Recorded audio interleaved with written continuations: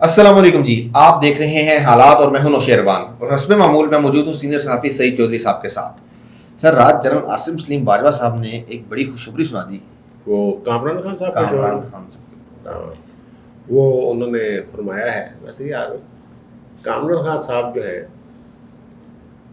جو انٹرویوز پہ ہم بات کر لیتے جنہوں نے بات کی ہے باجوہ صاحب سے، عاصم باجوہ صاحب سے، وہ انہوں نے فرمایا کہ جناب ذوب سے کوئٹہ تک ایک روڈ بن رہا ہے۔ بالکل اوکے رشا کئی میں وہ اسپیشل کوئی اکنامک زون سی پیک کے تحت بن رہا ہے، فیصل آباد میں بھی کچھ بنے گا۔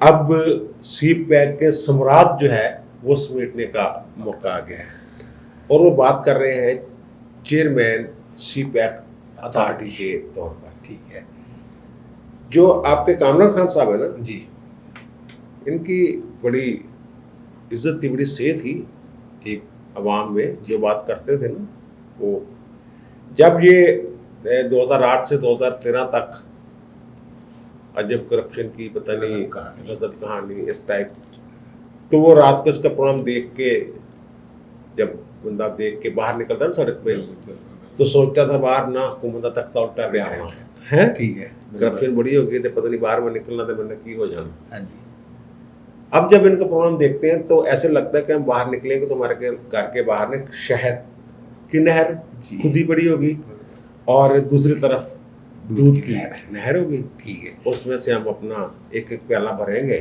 ٹھیک ہے نا، جنت میں رہ رہے ہیں۔ عجیب و غریب ان کی کئی خبریں ان کی بونس ہوئی ہیں، بالکل، اور جو وہ اپنا الگ ایک ویڈیو پیغام بھی جاری کرتے ہیں، اس میں بھی گڑبڑ ہو جاتی ہے۔ اب اسی طرح کے جیسے ان کے ساتھ گڑبڑ ہو گئی ہے نا کامران خان صاحب کے ساتھ، اب یہ بتائیں اگر کوئی صحیح صحافی ہوتا، جی، دودھ اور شہد کی نہریں بہانے والا، جو ان کے خواب دکھانے والا صحافی نہ ہوتا، جو کیا یہ سوال نہیں بنتا تھا کہ ذوب سے کوئٹہ تک جو سڑک بن رہی ہے اس کے ارد گرد پاپا جونز کی سہولت میسر ہو گئی عوام کو یا نہیں ہوگی؟ یار سوال ہے۔ ٹھیک ہے، پاپا جونز انٹرنیشنل برانڈ ہے، بالکل ہے، ٹھیک ہے نا، تو تم تو خود رمضان سے پہلے کھا کے آئے ہو یہ لبرٹی سینٹ چوک کے پاس، سر وہ تو مفت کا مل گیا تھا اس لیے کھا لیا میں نے، ٹھیک ہے نا۔ اچھا مفتا اپنا مال سمجھ کے، ٹھیک ہے نا، ساڑھے مال لگایا، میں نے ٹویٹ کیتا سی نا ایک دفعہ، ٹھیک ہے نا۔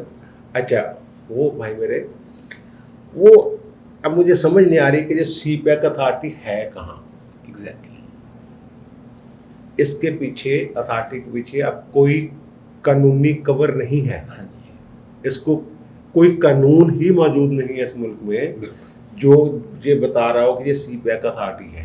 بالکل، جب سی پیک اتھارٹی ہی نہیں ہے تو اس کا چیئرمین کہاں سے آ جاتا ہے؟ مجھے یہ بتائیں پہلے۔ یہ ہے اس ادارے کی طاقت کہ کسی کو جرت نہیں ہوتی یہ بات کرنے کی کہ بھائی صاحب آپ جس اتھارٹی کے چیئرمین ہیں وہ اتھارٹی کس قانون کے تحت اس وقت موجود ہے؟ ٹھیک بات ہے، وہ قانون جو ہے نا، یہ اکتوبر 2019 میں سی پیک اتھارٹی جو ہے یہ صدارتی آرڈیننس کے ذریعے بنی تھی۔ جی، جنوری جو آرڈیننس ہے اس کی عمر ہم نے پچھلی بھی لاگ میں ابھی بتایا ہے، بالکل، اس کی عمر ہوتی ہے 120 دن، 4 ماہ، بالکل، اور وہ 30 جنوری کے راؤنڈ اباؤٹ وہ اسمبلی میں، قومی اسمبلی میں پیش ہوا تھا، ٹھیک ہے، وہاں رولا پڑ گیا تھا، اسمبلی میں وہ منظور نہیں ہو سکا تھا بل کی شکل میں جب پیش کیے، پھر لیکن یہ ہو گیا تھا کہ اس کو 120 دن کی ایکسٹینشن دے دی تھی، ان کا اختیار ہے پارلیمنٹ کا، انہوں نے قانون منظور نہیں کیا تھا، لیکن اس میں 120 دن کی توسیع کر دی تھی آرڈیننس میں، وہ صرف ایک مرتبہ ہو سکتی ہے، ٹھیک ہے، 2 مرتبہ نہیں ہو سکتی۔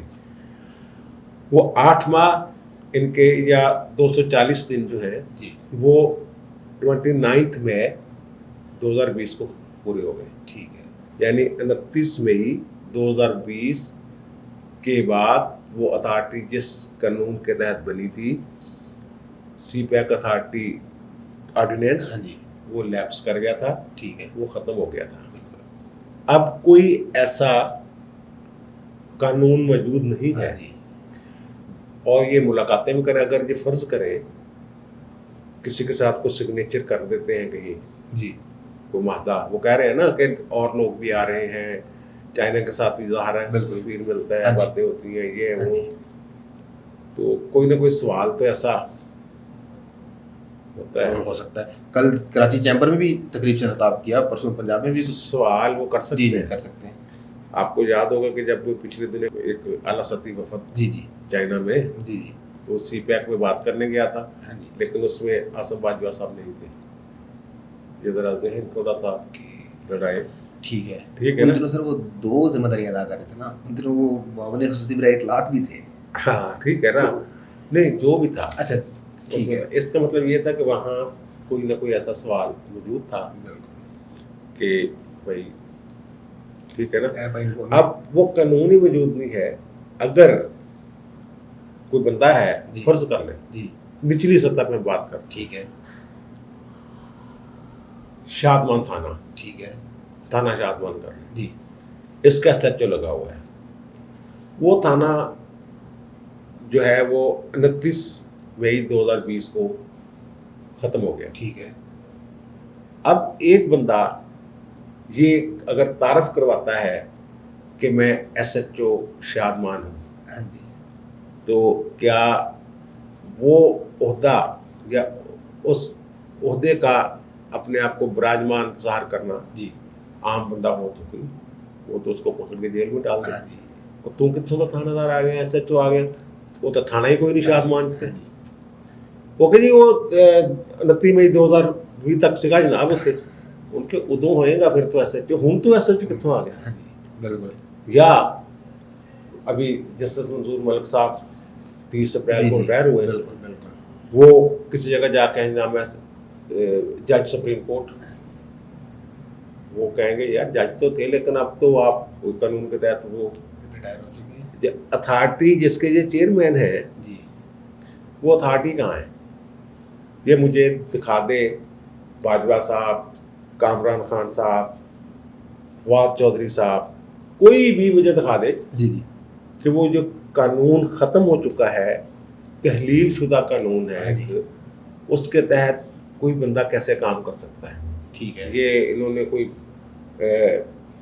ججمنٹ نہیں نکالی اپنی طرف سے, اس کی تشریح کی ہوئی ہے کہ اس ایکٹ کے تحت جو کام ہو جائے, آرڈیننس کے تحت جو کام ہو چکے ہوں وہ جائز ہوتے ہیں, وہ برقرار رہتے ہیں. ٹھیک ہے بھائی اتھارٹی کا ایک اسپیشل قانون تھا. جی. اب جنرل پرویز مشرف کے دور میں نیم فوجی عدالتیں انہوں نے بنائی تھی, یعنی کہ جو اسپیشل دہشت گردی کی عدالتیں, جی ان کے ساتھ انہوں نے ایک فوجی افسر کرنل کی سطح کا شاید بٹھانا تھا جج کے ساتھ. تو وہ قانون بن گیا, اس قانون کے تحت فوری طور پہ عدالتیں بھی بن گئی. یہ وہ قانون بھی ایک مختصر مدت کے لیے تھا, کس مدت کے لیے, وہ اسٹے کر دیا عدالت نے. وہ قانون ایک دن بھی نافذ عمل نہیں رہا. ٹھیک ہے. اور اس کے تحت اگر کوئی اقدامات کیے گئے ہوں گے, اب آپ کو یاد ہوگا NRO, ہاں جی بالکل, NRO جو تھا وہ بھی آرڈیننس تھا نا. جی اس کو انہوں نے ختم کیا سپریم کورٹ نے, اور انہوں نے کہا کہ اس کے تحت جو کیے گئے اقدامات تھے, معافیت تو ہو گئی تھی نا, وہ تو پہلے جب جاری ہوا 10 دن کے اندر اندر وہ سارے جو سیاستدان جن مقدمات میں 12 اکتوبر 1999 سے پہلے ملوث تھے, وہ سارے کیس ختم ہو گئے اس کے تحت. تو پھر وہ بحال کیسے ہوئے؟ انہوں نے جب نل اینڈ وائٹ ڈکلیئر کیا قانون کو, تو اس کے تحت کیے گئے اقدامات بھی انہوں نے کہا نہیں وہ بھی اللیگل ہے. چلو یہ تو اور تھوڑی بات. اب سی پیک اتھارٹی جو بنی ہے اس نے 29 مئی تک جو کام کیے ہیں, 29 مئی 2020 تک, ان کو تو تحفظ حاصل ہے. ٹھیک ہے. لیکن 29 مئی تک جو چیئرمین تھا اس کو بھی تحفظ حاصل ہے. ٹھیک ہے. 29 مئی کے بعد وہ اتھارٹی ہی موجود نہیں. جی. تو اس کا چیئرمین کیسے بن جاتا ہے, مجھے یہ سمجھ نہیں آ رہی. اس کی وجہ سے مجھے نا وہ میں نے کہیں پوچھا ہے وکیلوں سے, بڑے وکیلوں سے, سمجھ انہوں نے بھی نہیں آ رہی یا وہ سمجھنا نہیں چاہ رہے ہیں. اب اس کو نہیں کوئی چیلنج کر رہا. یہ جو جگادری آپ کے وکیل ہیں ہاں جی جو ہر مسئلے میں پبلک پر بونو ریٹ لے کے چلے جاتے ہیں 199 کے ساتھ, اس پہ کوئی نہیں چیلنج کرتا. وہ مشکل کام ہے نا, ہاں جی مشکل کام ہے بالکل یہ سارا ایشو کا. بس مجھے تو خوشخبری اچھی بات ہے, ٹھیک ہے, اگر سابق چیئرمین سی پیک خوشخبری سنا رہے ہیں ٹھیک ہے اچھی بات ہے, ٹھیک ہے. لیکن وہ اب کس حیثیت سے یہ بات کر رہے ہیں, ٹھیک ہے. یہ کون تو ہاں ویسے یہ سوال بنتا تھا کہ جو وہاں ویسے تو وہ پاپا جونز اور اس ٹائپ کوئی جی سر اس سے پہلے یہ سوال بنتا تھا کہ تعارف کیا کرواؤں, سابق چیئرمین سی پیک ہاں یا جنرل ریٹائرڈ. ہاں جنرل ریٹائر کہتے تھے بس, ٹھیک ہے. ٹھیک ہے آپ کو پتہ ہے سی پیک کو بڑا کام کیا ہے انہوں نے, اس طرح کر وہ بھی کامران خان ہے, وہ آسم باجوہ ہے, وہ بات ایک ہی ہے جناب. ٹھیک ہے سر بات آگے بڑھتے ہیں. کل آپ نے بات کی تھی کہ وہ حامد میر صاحب پہ جب حملہ ہوا تو جنرل پاشا صاحب, ہاں وہ جو میٹنگ ہوئی تھی نا 23 اپریل کو جی خفیہ آرمی چیف کے ساتھ, بالکل وہاں وہ میں ٹھیک بات ہے پاشا صاحب نہیں تھے, جی. وزیر الاسلام صاحب تھے, ٹھیک ہے آئی ایس اے کے چیف جی. جب ان کو گولی لگی, جب گولی لگی, ٹھیک ہے نا, وہ نام ایسے اتنے گڑبڑ ہو جاتے ہیں بیچ میں, ٹھیک ہے. تو وہ وہاں ایک جو اب پوری بات بتا دیتے ہیں کیا ہوا تھا, جی جی اشاروں میں جو باتیں کرتے رہتے ہیں ہم, ہاں جی تو اللہ مالک ہے. ٹھیک ہے. آرمی چیف نے جنرل قمر جاوید باجوہ نے ان سے پوچھا حامد میر سے, ہاں جی صحافیوں کی کلاس لے رہے تھے نا, بالکل صحافت ایسے بڑگڑ ہوئی ہے وہ, اور سارے وہ 18ویں ترمیم کس کس نے پڑھی ہے, ہاتھ کھڑے کرو گی ہیں, وہ کس نے ہاتھ نہیں کھڑا کیا کلاس, ٹھیک ہے کہ 18ویں ترمیم ہم نے بات ہاں کی جی تھی. ہاں جی بالکل. انہوں نے کہا حامد میر سے کہ آپ بتائیں آپ کو پتہ ہے آپ کو گولی کس نے مروائی تھی. ٹھیک ہے. تو حامد میر نے کہا کہ جناب جنرل وزیر اسلام نے. ہاں جی اچھا انہوں نے کہہ دیا, لے لیا. حامد میر تو بانگا آدمی ہے یار. ٹھیک ہے. تو انہوں نے کہا نہیں جوید مینگل نے مروائی تھی. بالکل جوید مینگل قوم پرست لوچ. ہاں جی ٹھیک ہے. تو وہ تو ہم نے بات کل کر دی تھی کہ جناب ان کو مروانے کی کیا ضرورت. تو انہوں نے یہ پھر کہا ہاں جی حامد میر صاحب سے کہ اگر جنرل وزیر اسلام نے گولی مروائی تھی ہاں جی تو آپ نے ایف آئی آر درج کیوں نہیں کروائی ان پہ. یہ سوال بڑی بات ہے. اب اگر وہاں حامد میر کی جگہ میں ہوتا, ہاں جی وہ بھی وہاں ہوتا ہے نا کہ مسئلہ کہ جناب وہ مہمان گئے ہوتے ہیں, جی جی میزبان کا ایک تھوڑا سا ہوتا ہے پروٹوکول, اور پھر وہ بھی تگڑا جس کے سٹار لگے ہوں, جی تو وہاں پر بات کرنا تھوڑی مشکل ہوتی ہے. ٹھیک ہے. کیا یہ پاسبل ہے ہاں جی یہاں کہ آئی ایس آئی کے چیف کے خلاف مقدمہ درج ہو جائے؟ یہاں تو بھائی یہ کہنے کی بات نہیں ہے, یہ زمینی حقیقت ہے, امر واقعہ ہے ہاں جی کہ فیض آباد جو دھرنا ہے جی اس کی ججمنٹ موجود ہے بالکل کہ جو لوگ اس میں ملوث ہیں, جنہوں نے اپنے حلف کی کہ میں سیاست میں ملوث نہیں ہوں گا, کی پاسداری نہیں کہ ان کے خلاف کارروائی کریں. ہاں جی بالکل ہے بالکل موجود ہے. ایک ججمنٹ میں عمل درآمد نہیں ہو رہا, بلکہ الٹا. ٹھیک ہے نا. وہ 2 جج تھے نا, جی جی بشیر عالم صاحب تھے اور قاضی فائز عیسیٰ صاحب تھے. اس ججمنٹ پہ عمل درآمد, ایف آئی آر کو چھوڑے, ایک عام بندہ ایف آئی آر درج نہیں کروا سکتا گاؤں کے چودھری کے خلاف. ٹھیک ہے نا. وہ ایک ایسا ادارہ ہے جس سے ہماری ویسے ہی عوام کی ایک محبت ہے, بالکل ان پہ کوئی الزام آ جائے ہاں جی تو ہمیں ویسے ہی غصہ کر جاتا ہے ٹھیک بات ہے کہ یار یہ ان پہ الزام لگا رہے جو ہمارے لیے سر جاگتے اپنی جاننے نظرانے دیتے ہیں. بالکل تو ان کے خلاف اگر نہ بھی کہتے, کوئی مداخلت نہ بھی کرتا, ہاں جی کون سا مائیکا لال ایس ایچ او یہاں پہ ہے جو ایف آئی آر, یہاں تو چیک باؤنس ہونے کا پرچہ نہیں ہوتا. ٹھیک ہے ٹھیک. حامد میر کوئی آسمان سے اتری مخلوق تھی کہ اس کے کہنے پہ وہ پرچہ درج کر لیتے نہیں. اب یہ بات امتحان ان کا ہے جو یہ کہہ رہے ہیں پرچہ کیوں نے درج کروایا, وہ ججمنٹ میں عمل درآمد کروائیں. بتائیں انہوں نے جو کھلا ڈلا ایک رویہ اختیار کیا، مجھے بہت پسند آیا. ٹھیک ہے. آپ کے جنرل جی انہوں نے لاپتہ افراد کا بھی ذکر کیا، انہوں نے بھارت کے، یعنی وہ نازک اور حساس موضوع جن پہ بات نہیں ہو سکتی جی انہوں نے سب کا ذکر کیا. ٹھیک ہے. اور میں نے یہ تاثر لیا ہے کہ وہ چاہتے ہیں کہ یار یہ جڑی بات نا جو یہ چبلاں بچ چکی ہیں انہیں جو نکل گئے، بالکل 80 بھی نکل رہے ہیں، ہاں جی قوم بھی ذہنی طور پہ تیار ہو گئے. ٹھیک ہے. وہاں انہوں نے ویسے ایک اور عجیب بات بھی کی ہے جنرل صاحب نے، جنرل صاحب نے. انہوں نے کہا کہ جو تحریک لبیک پاکستان ہے نا، ہاں جی یہ طاہر القادری کا توڑ نکالا تھا مسلم لیگ نون نے. نہیں سیریس سوال ہے، میں مذاق نہیں کر رہا ہوں، آپ پوچھ لیں، تردید کر دیں. اچھا ہاں جی، انہوں نے کہا کہ یہ جو ہے نا یہ مسلم لیگ نون نے اس کا توڑ کرنے کے لیے بنائی تھی، اور 2017 میں جو دھرنا دیا تھا نا انہوں نے، وہ رانا ثناء اللہ کی اماں پہ دیا تھا، اور وہاں ان کو بکتا پڑا ہوا تھا. ٹھیک ہے. آپ کے ڈی جی رینجرز کو وہاں جا کے پیسے دینے پڑے تھے 1000 روپے، وہ حکومت کے کہنے پہ کیا تھا نا انہوں نے. وہ انہوں نے جانا تھا نا بیرون ملک دورے پہ، کوئی ایسا ایشو تھا، ٹھیک ہے نا، وہ جہاں سے سارا کچھ کلیئر کر کے جانا چاہ رہے تھے تاکہ وہاں کو جا کر سائی نہ ہو. تو یہ سارا معاملہ ہے. تو وہ اب پھر یہ اگر وہ سارا کچھ جو ہیں باتیں کہ یہ ہوا ہے اور یہ ہم چاہتے ہیں لاپتہ افراد کا مسئلہ بھی اس طرح حل ہو جائے، فلاں چیز بھی اس طرح حل ہو جائے، فلاں چیز بھی اس طرح حل ہو جائے، نواز شریف بھی منہ پہ وطن ہے، فلاں بھی منہ پہ وطن ہے، کوئی غدار نہیں ہے، وغیرہ وغیرہ. اور ایف آئی آر کیوں نہیں درج کروائی؟ تو ایف آئی آر درج نہیں کروائی تو آپ کریں، وہ سپریم کورٹ بھی اس کی ججمنٹ بھی عمل کریں، تو آپ کے تو قد کاٹ میں اضافہ ہوگا اور آپ کے پاس اختیار ہے. میرے کا ٹائم بہت ہو گیا. سر آپ کے لیے ایک سلام ہے ڈاکٹر افتخار صاحب کا، اور پھر انہوں نے وہی بات کی ہے کہ مریم نواز میڈیا سیل کے انچارج. اچھا یار میں تو نا سچی بات جو کمنٹس ہیں نا ہاں جی وہ میری سب کے ساتھ نا جب میں دیکھتا ہوں پڑھتا ہوں تو مجھے نا انسا ہے سب سے.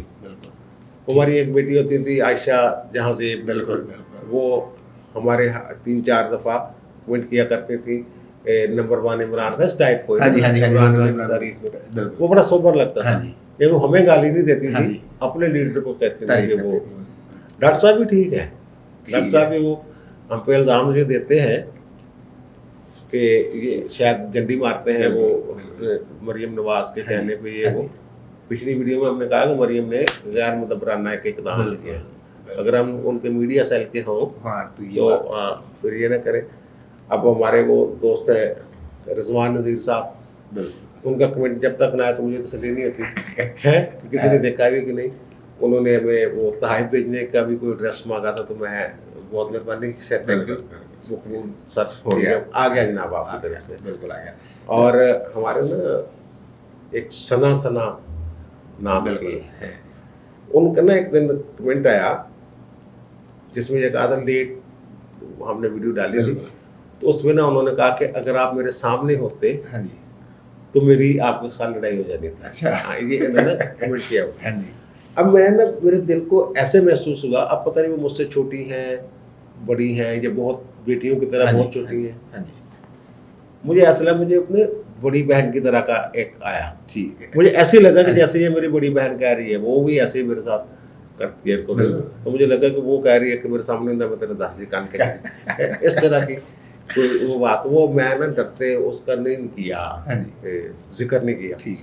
میں کہ وہ ثنا ہے وہ ثناء اللہ نہ ہو. وہ تو کل جب پرسوں انہوں نے کوئی کمنٹ کیا ہوا تھا جس میں انہوں نے اپنے کلیم مونس کا سیکھا. مجھے تب ہوا کہ یہ خاتون ہی ہے. ٹھیک ہے.